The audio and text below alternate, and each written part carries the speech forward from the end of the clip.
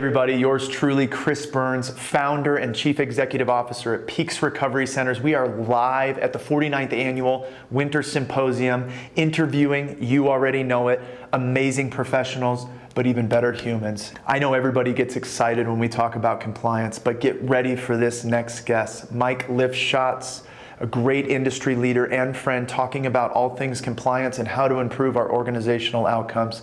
Check us out. All right, so grateful to be here with Mike Lifshotz today with Hatch Compliance, but so much more than just compliance. We have a great professional, but an even better human in front of us. I've had the opportunity to hear him speak today, also sit with him and spend some time. I just want to dive right in. Why is compliance such an arduous, disconnected issue for so many organizations? I think the reason why we see that so often is the way people manage compliance and has always been really cumbersome on the staff. It took a lot of time. It's very confusing. As you've probably seen, the regulations or the standards that are put forth are not prescriptive, right? They're going to say, I want you to do a facility walkthrough once a month. But they don't tell you what they expect from you, right? Yeah. So you have to interpret that regulation, figure out what they want from you, and then create documentation around it. So one, if you're doing that at your facility and everybody else is doing something different at their facility, there's no way to compare. You were talking about quality, right? How can you compare quality organization to organization if there's nothing to compare? It almost feels like somebody's just checking these boxes. That's it. Building their own plan to make sense of it. Yeah. And there's no counter, like there's nothing you can do with it. No. And people don't get excited behind it. And something that you were talking about earlier is like, let's just not make this a checking box experience. How do you do that? And how do you do it over at Hatch Compliance? What is the methodology you guys engage with? One other thing I want to add to your point is, if you're a facility or if your program has locations in multiple states, you're required for multiple things from multiple states. You have different responsibilities state to state. So one of the things we push on is national standards. There has to be some more adherence to a national standard. Sure. So to go to your question about collecting it, your information needs to be easy for your staff to enter their information relating to compliance, right? They need to know what they need to do, when they need to do it, and they need to have guidance so that they know they're doing it right. A lot of times there's just this freeze, right? I don't know what I need to do, so I'm just going to wait. And then you wait, and then time passes, and before you know it, you're 2 years, 9 months into a 3-year joint commission cycle, and now you're finding or creating your information, and there's no value to it, right? The problem with that is, yes, you're checking the box. Sure. You have your accreditation. You're not helping your clients, you're not helping your payers, you're not helping organizationally because your staff is just overwhelmed doing this stuff. So what we do at Hatch is we created a software where we've interpreted all the regulations across all the states, Joint Commission, CARF. We built them into automated workflows that guide the appropriate staff members on what they need to do, when they need to do it, how to do it, and then we give the oversight to leadership and management. Was it done? On top of that, since it's a single system, your staff adopts it very easily. Sure. And all the data is collected in one place. So you can aggregate the data. So you talk about checking a box. Checking a box is a waste of time, and that's what people feel about compliance, is it's a waste of time. Now, if your data is presented to you in a way where you can improve your client length of stay, where you can reduce AMA and ATA, where you can lower your incidence, where you can keep your staff longer with less turnover and train them more efficiently and more effectively, now you've gone from a box checking exercise to a real business solution that not only helps your business, but it helps your clients. So that's really the way our software has been designed. And we've got a consulting practice around that as well, just because You got to make sure that the software works well, and I imagine you've been around for a long time. Not every consultant is created equal, and we try to really put out the best message that we can. Yeah, I really love that. And it's actually, you hear a lot of similar companies kind of marching to the beat of their own drum or similar to others. And this is the first time I've heard from a compliance company that they're creating a platform that integrates with company culture and not only satiates, rules, guidelines, things of that nature, but actually builds strength within companies. Absolutely. Do you have some examples of where you've gone in? Because one of the things that I see a lot, especially with clinicians, is this liability stuff, right? I don't want to be liable, my license, doctors as well, they got DORA overseeing them, and they want to make sure they're abundantly compliant. But then we get right back into this box checking thing, and it really doesn't satiate, and it's not built for distance or sustainable. And so what have you seen, like coming into programs, maybe speaking of like clinical departments in general, how have you seen clinical departments change and adopt the idea that no, this is very, very helpful? Like, how do we get there? It has to start with leadership. It has to start with leadership. If your culture is not a culture of looking for improvement, right? Sometimes people are just okay with the status quo and what they've been doing. Yeah. And a lot of times you have leaders and owners and C-suite people or anybody at any level who's making more money than they've ever made or making enough money to be comfortable, and they're okay with that. That creates a lot of that. I think there's also a lot of kind of old school thinking. Sure. I'm new to this industry. I'm 6 years in. So I'm bright-eyed, bushy-tailed, ready to go and ready to make a change. And then you have people who have been in this industry 20 or 30 years, and they're going, it's never going to change.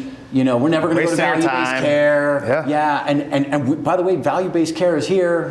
Medi-Cal is requiring a fee for performance. This is coming, and I think that's maybe another subject, but that's going to be very valuable for treatment. I think, and I can see a lot of benefit to it. But we do have to kind of get out of that. This is how we've always done it kind of mentality, if that makes sense. No, we're really in that position right now. We're really shifting in seasons of peaks. And really, we want this to be a primary part of our process and be compliant and create what I think it does, because I've seen what it does when it's not there, is it creates a lack of safety and organizational wellness and trust. And so even just beginning to talk about, because for years I was like, we're human-centered, you don't need to do that, which was fine when we had 15 employees and 12 clients. But now we've grown into an organization that's nearly 100 people. We serve 85 clients at any given time. And so some of these things really build or speak to and inform safety for the organization. Absolutely. Yeah. There's a lot of liability too. We're dealing with humans. We're dealing with humans that are struggling, struggling emotionally, struggling mentally, maybe not as predictable as you're going to find in acute care world, right? So having good processes is imperative, and if you want to offer good treatment, it really is. Yeah, it's almost one of those things. It's like, I always use with clients that are coming into care, I love to sit down with clients and have smoothies and talk to them about life. And, a lot of these things, personally and professionally, in the early stages of recovery or the maturation of business in general, it feels like a huge step back. It's like now we're going back to this thing, and it's going to take time. But I always like to use that slingshot analogy as like this compliance side, if done well, is not a step back. It's an opportunity to get present with what is and always has been, and then to begin to launch over from an outcomes-based perspective, a financial perspective, an AMA rate, whatever it might be, a position that we've never been before. That's right. And that's pretty cool to conceptualize it like that, because everybody's like, I got to do this thing. But what if it wasn't just this thing? What if it, and you're speaking to my heart when we talk about this will improve client outcomes. This will help families recover. This will help clinicians stay safe. It'll keep you compliant. It'll make you more money. We're talking about value-based care now, which is really, really cool, because they've been talking about that since I got into the field. When I opened Peaks, we started keeping all the outcomes. I'm like, please ask us for outcomes. Please ask us. So to hear that's finally starting to shift, That's beautiful, because professionals in general want to know that, they have their annual raises coming and potential bonuses and things of that nature. And when we have a software or a platform that really speaks to the opportunity to inform that, I think it's really satiating. I think it makes me feel good. Well, you know what's funny about that, right? Mm-hmm. Is there's a couple of things, a couple of issues with outcomes right now. First, everybody's measuring outcomes differently. Sure. Right? I will scream from the rooftops about standardization. I think it's imperative for quality, right? So what's good? Nobody knows what freaking good is because they don't really have any kind of standard measure of it, right? Right. It's not sober time. Does that inform quality of life? No. Right. And that's big. And there's value in symptom-based outcomes, Sure. like your GAD-7s and your PHQ-9s. Nothing wrong with that. But at the end of the day, we're not seeking treatment because we want to reduce our anxiety or we're feeling suicidal. We're seeking treatment because we're looking to improve our quality of life. 100%. Right? Yeah. That's why we're here. So if your outcomes don't include a validated quality of life measure, I love the Recovered Capital Index. I think David's amazing, and what he's doing is so valuable. We have to be looking at standardized measurements of quality of life and integrating that with the outcomes. Here's the other piece. It's huge.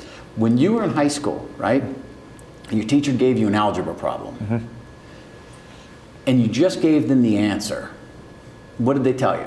I want to see you.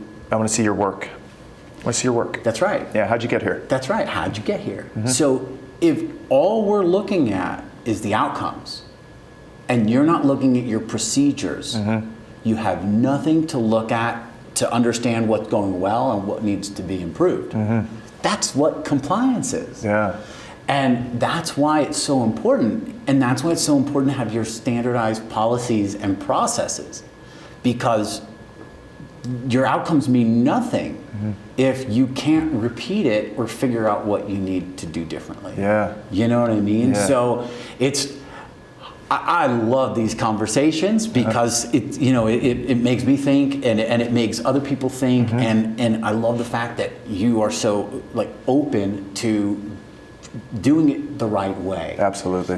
I think that's really important. Yeah, you said, I was looking for that, the key point. We don't use the company you mentioned, we use another company. I'll tell you about it after the show and see what you think. But one of the quantitative factors was quality of life. Yeah. People come in, we have a quality of life score.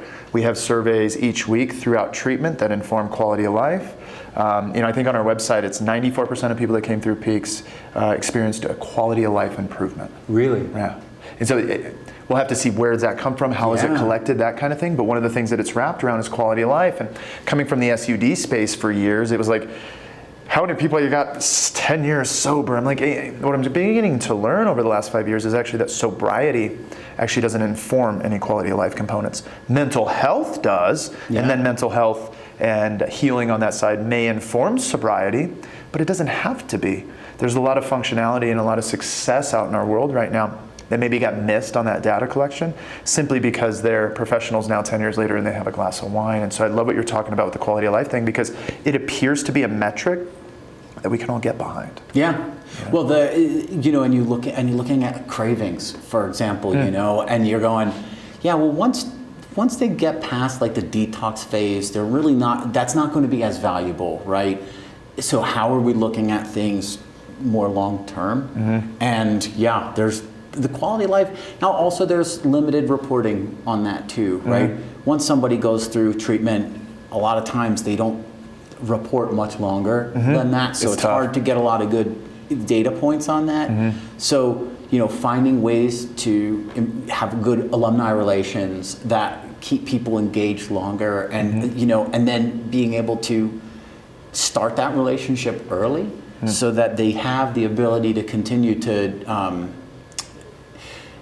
provide that information. The other thing too that I see with outcomes where it doesn't, the information is not fed longer term, is when you get somebody to participate in an outcome survey, you want to share that information with them. Show them where they are now versus where they were the last time they took this, right? Because then people can see progress, or people can see regression, and maybe can make if your alumni team is paying attention to these, they may catch something negative before it happens and be able to reach out, and I think that shows caring, and it shows just a genuine concern for people. And there's so many people wanting to do awesome stuff in this field. It's a dream being part of this field. Yeah. It really is, especially right now. Yeah, there's a lot of cool stuff coming in. It's interesting because a lot of those surveys, we get a lot of people, that's how we identify that they're struggling. Maybe it's an alumni group. And again, there's a more sophisticated way to approach that to ensure that you get those outcomes and you get that data. We've had so many people saying, hey, Joey's looking for somebody to reach out, he's really struggling with his depression. And then we can be preventative. And I'm really a big fan, and I'm through the roof grateful and honored to be so trusted by clients that have gone through that they'll come back to our program 1, 2, and 3 times, but it breaks my heart. It breaks my heart. We don't want to be, and I think you align with this so wholeheartedly, is like, I don't want to be in the business for repeat business. I want you to thrive. I want you to go tell your families about it. I want you to experience healing. And some of these more granular issues, call it compliance, actually can begin to speak to that. And I never gave it that weight in the past. And I think I missed that mark, and I'm so grateful today to be sitting in front of people like yourself that speak to it so clearly and how it can help client care, right? Absolutely. It's a beautiful thing. There are so many bullets that we could be looking at, so many topics that we could be looking at. For example, what's our hiring process? Right? Who are we hiring? How are we vetting the people that we're hiring? I see so many times, and I did a presentation on hiring and staffing and data around it just the other day. And, who are we hiring this person because we are short-staffed and we need somebody? Or are we hiring this person because they're a good fit for our organization? And what informs that? Well, that's going to depend on who you have. One of the things I talked about the other day in my presentation was about a new survey. There's a new tool out now that is like a Myers-Briggs for clinical staff. And they're surveying and having people take this survey before they get hired. And they're able to determine, rather than just your subjective opinion, you're Very able to subjective, objectively look at somebody's skills versus their personality and see, are they going to be a fit for our organization, for our clientele? And that's the future of this. Which is wildly valuable, because just onboarding and people leaving, that's an extremely costly process. Not only costly, it affects AMA, it affects other staff. Somebody comes in, they're not a fit, they poison the well, and next thing you know, you have a big problem. It's like I said, I'm always looking for what makes sense and where this can all go. In fact, we're getting ready to start a research project with this tool that does the pre-hire data collection and the survey, and Hatch during the process, right, in your procedures. And then we have an outcomes tool that we're measuring also. And we expect to be able to quantifiably be able to determine how the hiring, how the processes affect your outcomes, and what can be done to on the front end to be able to improve that. So you're actually informing on the front end this efficient way to bring people. I've been talking about this over the last week. It's like, what actually informs when we say, I need a therapist? We need a therapist. Like, what kind of granular data points can we look at to inform in a very clear way that this person is a great fit here? We need the position, and it's because we know that clinical contact happens from this hour to this hour. This therapist spends 6 hours here, 4 hours here, 3 hours here, and then that informs this opportunity for a missing 8 hours a week, or whatever it might be. Right now, and I think that's what we've gotten in trouble to. We started as a really small business, and we're going up into not a big business, but not as small. And some of these really finite details and this granular data and these efficient ways and metrics that can inform that, I almost feel like TJ's like introducing me to everything we need today.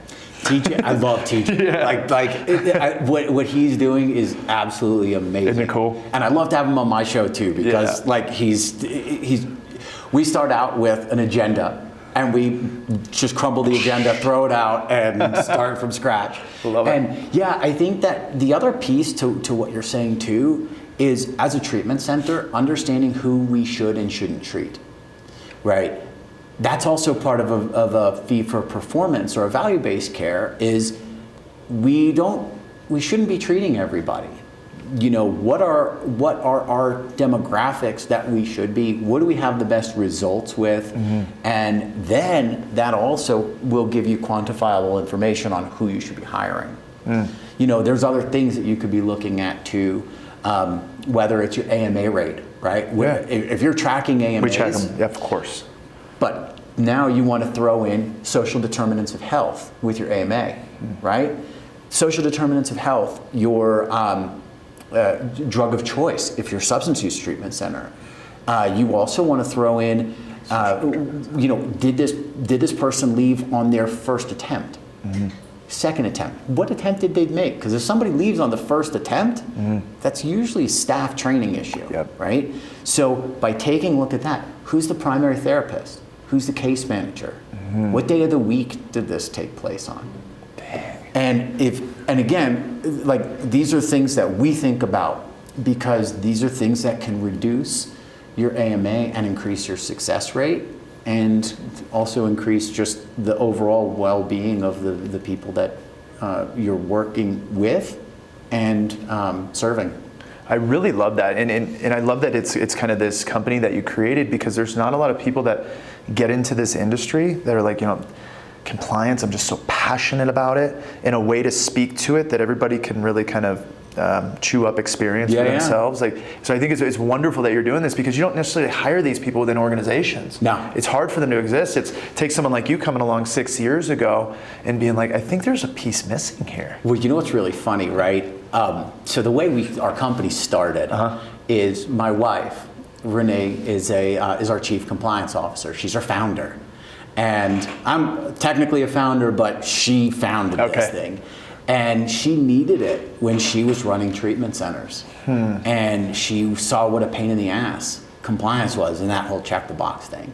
And the thing is Renee is probably the smartest person I've ever met. Really? But at the same time, being able to take those ideas and Sesame Street them so that everybody can understand them, that's not her specialty, right? But that's what I do. Yeah. And when I saw what she was doing, and I understand from a total newbie standpoint of what she was doing, I was just floored.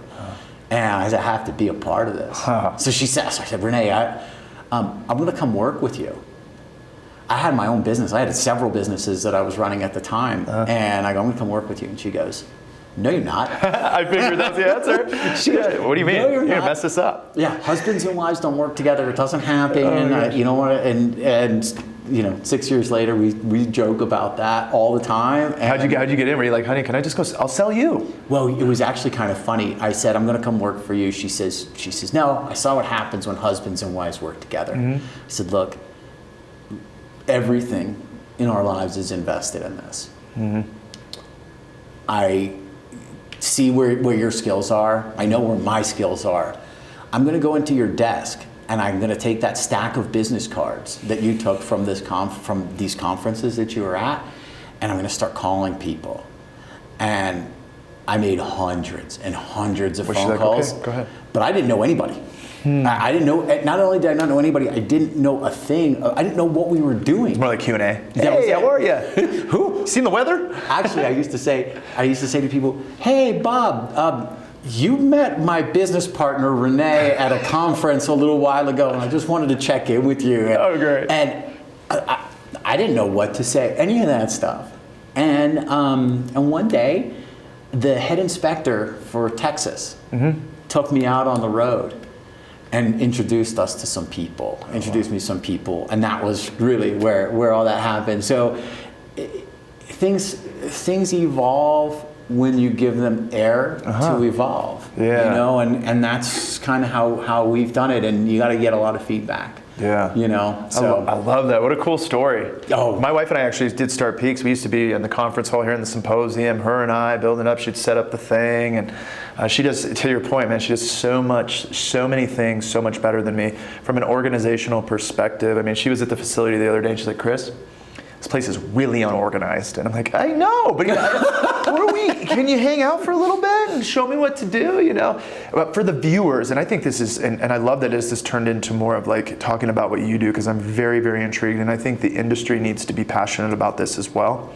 But what does it look like for somebody who comes in and wants to utilize Hatch? Because I'm looking at it like, you know, thinking what maybe most people are thinking like, oh, that sounds really arduous. The onboarding is probably terrible. The integration probably takes forever. And, you know, we don't have time. We're experiencing burnout. And, Sure. you know, how can you make this easy for us? Well, we start by strapping you to a chair, and then we pull out your nails, toenails, fingernails. That's like the first step of the process. I love it. And then it's actually much easier than you would think. It all depends. You know, if you want to start, the easiest thing is when you're opening your facility, right? Yeah. Is you start from the beginning, because really, I mean, that's when nothing has been created yet, and you can kind of build on everything. But you know, you've got years and years, and you have to build. Yeah. So we've really, and you talked a little bit about this earlier, where sometimes you got to stop, take a look around, step back,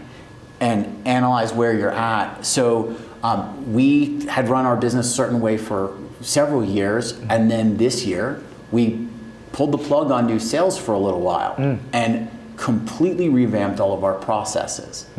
Processes for onboarding to make things easier, different tools, things like that. So really, it's very simple. If you want to start, the nice thing about what we do compared to any other compliance solution that you're ever going to find is we interpret the regulations for you.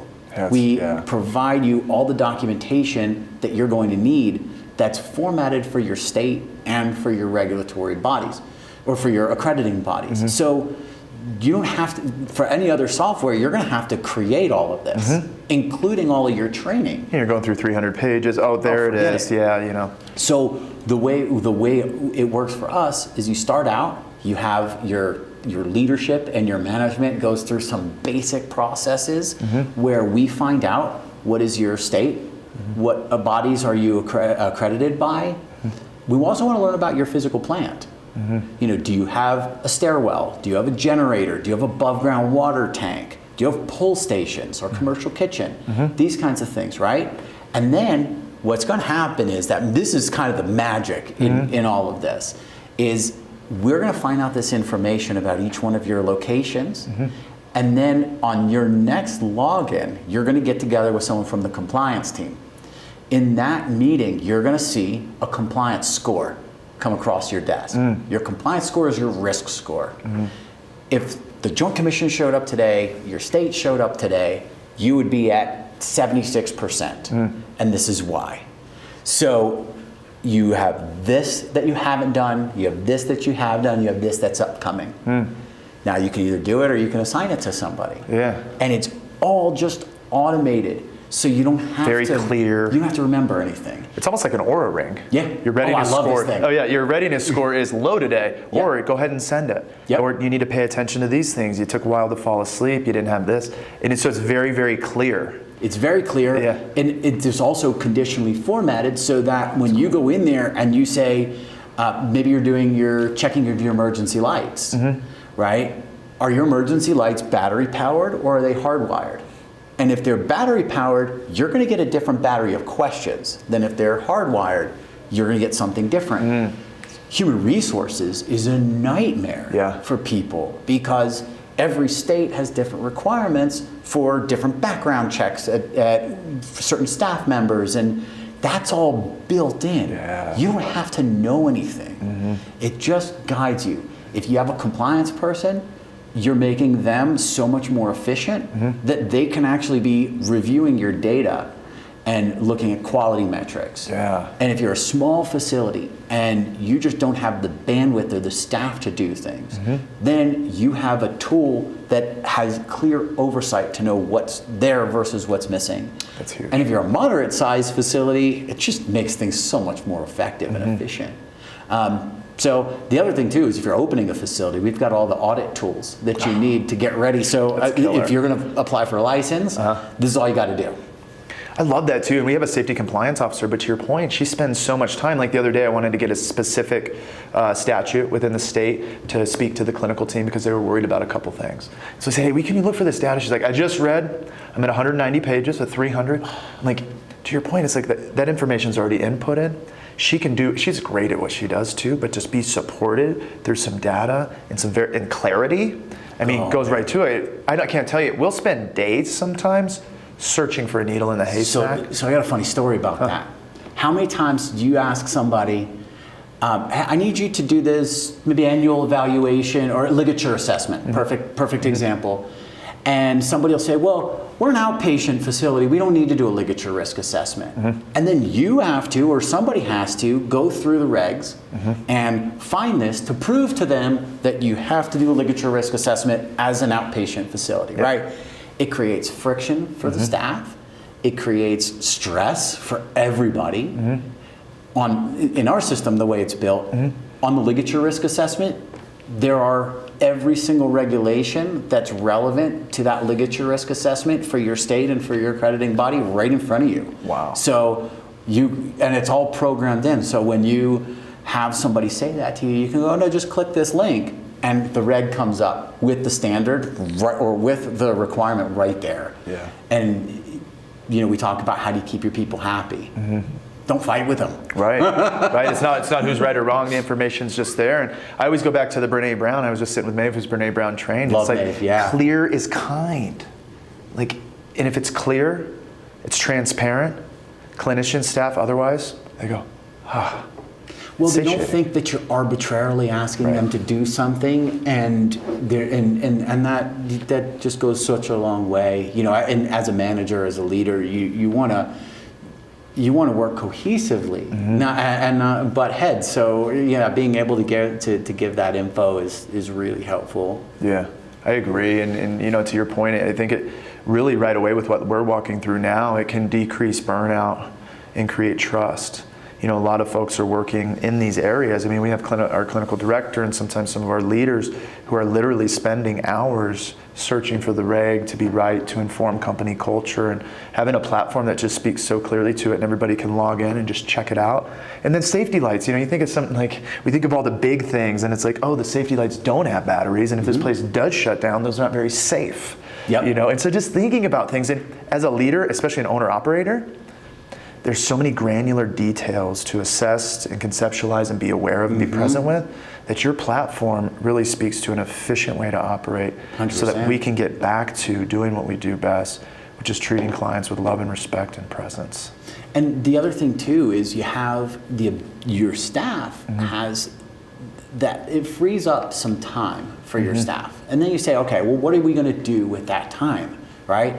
A manager or a leader can look at that extra time that you free up the staff and give them a little bit of breathing room, right?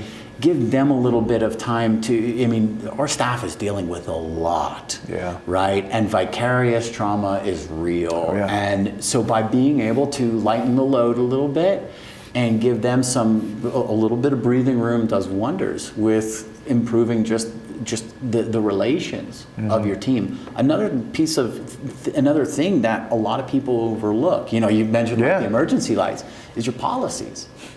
Like, as a compliance organization with a consulting firm, we get called in when the shit hits am I allowed to curse? Yeah. Okay. Yeah. We get called in when the shit hits the fan. Yeah. It happens all the time. And when you get called into a facility because it's an outpatient facility and the staff couldn't find the policy on emergency room visits, so they took them to the emergency room anyway, but they forgot to call the emergency contact because they didn't know what the policy was on that. And then we get called in because there's a lawsuit. Yeah, put them in their car. Yeah, whatever.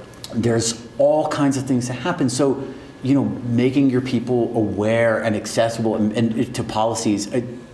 the amount of policy books that I see done on paper, again, big waste of time. Yeah. But being done and thrown in closets somewhere where nobody has access to Just that. a big old binder in the corner on a shelf somewhere. It's got dust all over it. No one can find it. Like, these are your business plans, or you talk to organizations, and I can't imagine that you do any of these things. I hope, I'm not, speaking out of turn, but like, if your staff can't find policies, how can you expect them to know what to do? And then you're talking clear as kind, right? And people don't think about these things. Yeah. People also think, I'm paying them for 40 hours a week.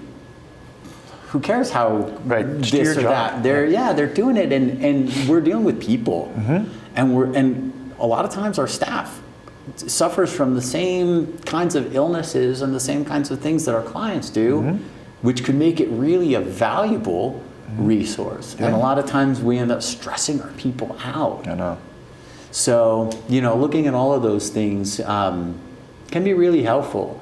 This is an amazing industry, and the people who are looking to do it the right way are going to be really successful. Yeah. Yeah, you're really speaking to me throughout this, and just the season of peaks, and in our 10th year, a lot of this thing is starting to make a lot of sense to me now. And getting folks in there just to support from an outside perspective with clarity, not just clarity, but the finite details that inform not just the way we do clients, but the way we write policies and procedures. How do we do that? The way that we hire, the way that we staff, the way that we market, the way that we bring people in. Are they a good fit? Yep. How many times we bring an admission in is pretty expensive to do, and you bring an admission in only to find out that that's not a good fit for your facility. Causes burnout for staff. So it's like this domino effect that if we can get in front of it right now, we can create some stability and some safety within the organization that is really fun to be a part of. I think with your software, it's like, man, this is cool. It's very clear. We can pull it up. We can do it together. It can be a group activity. I can do it on my own. I just really love what you're doing, and I love that you're seeing in a field that is at times outdated. I love that you're seeing so much opportunity for us just to get better. Yeah. Well, there's so. And again, this is just my personality. I'm the glasses half full guy. And I think you're the same way. Yeah. In fact, a funny story. Somebody referred to me the other day as a Labrador puppy, an excited, a golden retriever energy. That was the word. She said I had golden retriever energy, and I love that because. Yeah, that's how the world changes when you have people who say there's a better way to do it and I'm going to figure out how to do it. And that's, by doing things the way we've always done it, that's just the enemy of progress. Yep. And yeah, it seems like whether we do business or we don't do business, I definitely want to get to know you better. Yeah. And it's kind of funny, we, really in the beginning of the conversation, you were talking about peaks. Yeah. You were talking about, achievements and getting to the top, but it's a never-ending goal to get somewhere. You know what I mean? We're always looking to get to the next and to the next. Yeah. And I think appreciating where we're at and where we've come from. Yeah. It gives us a lot of opportunity to kind of plan for where we want to be. Yeah, it actually speaks so clearly, like your presentation and your passion speaks so clearly to our mission and vision, which is to disrupt the industry through quality of care. And when we first made that, it was almost like we're just going to be disruptful just to be disruptful. But these are concrete examples and opportunities that we can move into holistically and in a very intentional way. Yep. That actually bend in that direction so well. Yeah. And almost immediately, you're doing what from the compliance perspective? Yeah, talk to the team about it. They're real excited. I mean, wow. The team sees it. Yeah. When you can pull up a report and go, well, this therapist should not be working with people in this demographic, and we should be putting them with this person. Now your therapists are going, yeah, It makes sense. yeah. You have a therapist who's a hardcore 12-step person, Right. and you have somebody just looking to get their life back under control and you're also, you're in those kinds of situations all the time where there's going to be some clashing, and you're not going to have the right outcome that you want. So being able to assess those things, I think are really important. And and again, the other thing too, I mean, look, it sounds like you guys are right at the front end of things. I'm seeing a lot of interest in the psychedelics and, and MDMA and ketamine treatment. Yeah, especially here in Colorado. Yeah. Oh, I'm so excited. I've actually had some conversations with another organization out here who's doing this. Cool. And we're gonna get together and start creating regulation around it, because we want to keep people from having a negative experience. Sure. And because there's amazing results that people are having with so much of this new kind of treatment modality, and if it gets messed up because people are doing it wrong, it just creates a black eye on the whole thing. So I heard that you guys are doing that. Yeah. I'd love to hear more about it. Most certainly, yeah. We're looking to, my brother was heading that up a little bit. He was part of the plant-based consortium and was integrated with those folks. And so we definitely want to launch that in 2025, but we want to work with people like yourself that are on the front end creating some standardization, for the process and what it looks like. And we want to really align ourselves with those bodies so that we can carry out our mission and vision appropriately. Yeah. And so we're going to have to put our heads together on that, because I was actually signed up for an ayahuasca retreat in February that I didn't get to go to, but I've had some experience with psilocybin from a mental health perspective. And for a moment, I get to be objective with my experience. That seems just about impossible in this human body. And when I can be objective with my human experience, I can begin to view it and just view it in a way. Right? Yeah, and not latch into it and connect with it and let the train go down the road. But I can be this observer in this holistic way, and I can begin to see things. And that's what I love about the plants, is they just tell such an honest truth, and it can take you right into where you need to be. And then we get to kind of explore that. And I'm really excited because I've sat in front of so many people. I don't call it like necessarily treatment resistant. It's more like trauma resilient, if you will. Right? Well, it's just a different. There are different. Everybody's different. Yeah. And definitely. I'm not into the labels, but it helps certain people, and certain people that are having a hard time with just doing things, the certain ways that normal people even do. If you've sat in somebody in front of you that's clinically depressed, you would see why a tool like MDMA might be able to show them what is potentially possible. And create. I was sitting with a guy the other day, after 10 years of recovery, he had an opportunity to do some psilocybin and then some integration with some MDMA, and he said it changed my life forever. I'm gonna get a little vulnerable with you here. So my mom died when I was 21 years old, and I'm 45 now.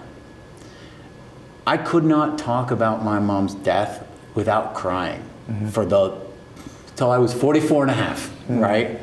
Last year, I did a psilocybin trip, and my wife and I did it together, and hopefully I'm not, saying anything inappropriate. That's great. Yeah. But we did it together. We set the intentions. We really tried to do it right, and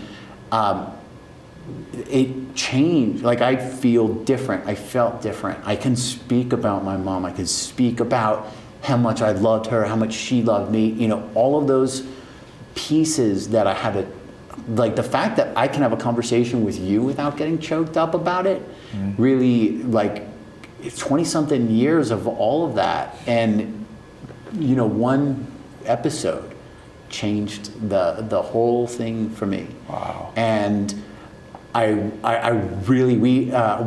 talked with this other organization about trying MDMA out here. Hasn't happened yet. I heard a friend of mine yesterday was telling me about ayahuasca, that he had an experience with it out here with one of the centers, and life changing. There's and this isn't new, right? And that's a piece of it, right? It's not new. Thousands and thousands of years people have been doing this. It's just that we're finally getting a more accepting of the possibilities that maybe we don't know everything. Right. and these differently than when we were told in the 70s, it's like these tools can be utilized with reverence and respect and can create cataclysmic growth and change and connection. I think about, you talked about your mom. My dad passed last August at 62 years old. So a young guy, probably not as young as your mom was, but a young guy. And I think about my dad, his whole life, disconnected from a mental health perspective, and at the same time, the strongest guy I knew. But all he had was one tool, was a hammer, and the world was a nail. Yep. And I think that was his demise. And unfortunately, he was never willing, because he was built in a generation where you work. And so he was never willing to let go of work to go do this thing for 30 or 45 days. So he never experienced healing. So now, in this generation, with these tools that we have, my dad actually doesn't have to do that.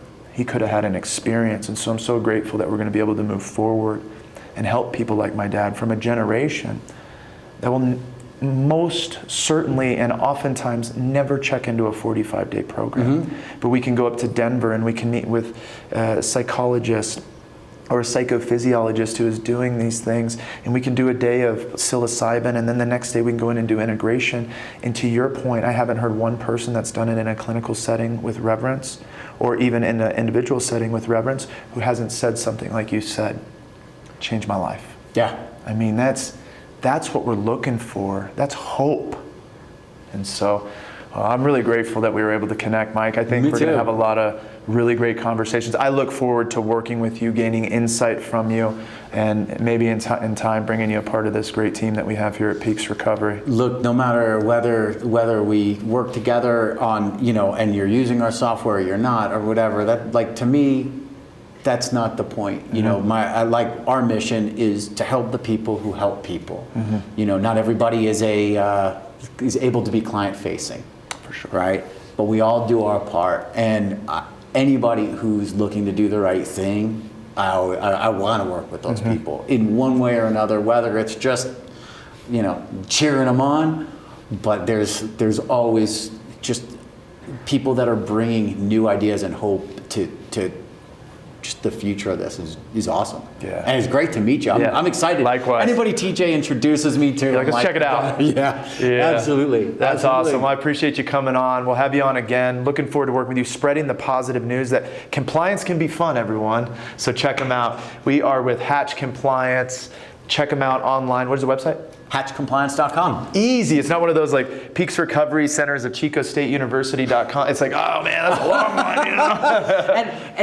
If for people who are not just who may not feel the need to look into a compliance software, we have a podcast as well. And our podcast is all, and I definitely want to bring you on. Okay. The podcast is called Hatching Creativity. Cool. You can get it anywhere where you get podcasts. We also have them on YouTube. Okay. On the podcast is all about speaking with people who have dealt with different challenges and how they overcame them. Or people who help people overcome challenges. So I have attorneys who are talking about how to avoid problems with employment law.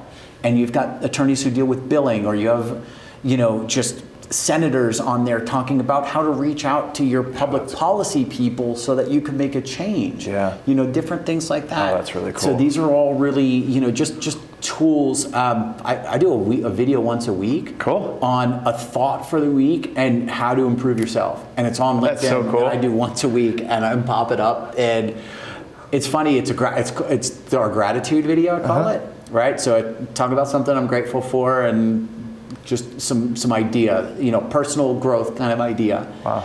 And for what it's worth, the thought of gratitude is like when you can just think of something to be grateful for, no matter what your day's like or how shitty you feel. If you can find something to be grateful for, like every day, it's really awesome. That's so cool. Yeah. I love that. I don't do it with the podcast, but I do it more on my personal. So I get up Instagram every morning. I go for about 5 a.m. in the dark. I go for a jog, and then I work out, and then I meditate. Work out, then jog. And I go through this, and I just pop up on my Instagram. I only have like 280 followers, and every follower that I have, I know personally. Okay. So that's the exchange rate, and really it's more for myself. but I put it out there and it seems to be helpful for other people. But You make a video on I make a there? video on Instagram 5 days a week. I'm gonna follow you. I just get on, I say, hey, I go, happy freaking Zoom for Tuesday. Really? And then I start there and I hope everybody is taking advantage of the opportunity to put one foot in front of the other today. I looked at the weather before I got on, sun's out, bun's out. Make sure you get your vitamin C. Today when I was out on my run, I was listening to an audio book, and it was the courage to be disliked. And what I've learned throughout this book and this audiobook today is that I suffered with inferiority because I was raised to be competitive with anything and everyone. And it created a disconnection in my life that I couldn't see clearly and created a lack of opportunity to have the courage to make changes necessary. But I see that so clearly today. I'm so great. There's little things like that. And then I just sign off and that's it. It sounds very similar to my videos, although I just do them once a week. Okay, cool. But yeah, I definitely want to check that out. Awesome. I gotta find it. Yeah, we'll find each other. Well, I appreciate it, Mike. Have a good one. Thank you. Yes, sir. Appreciate it, man. Yeah, that was awesome.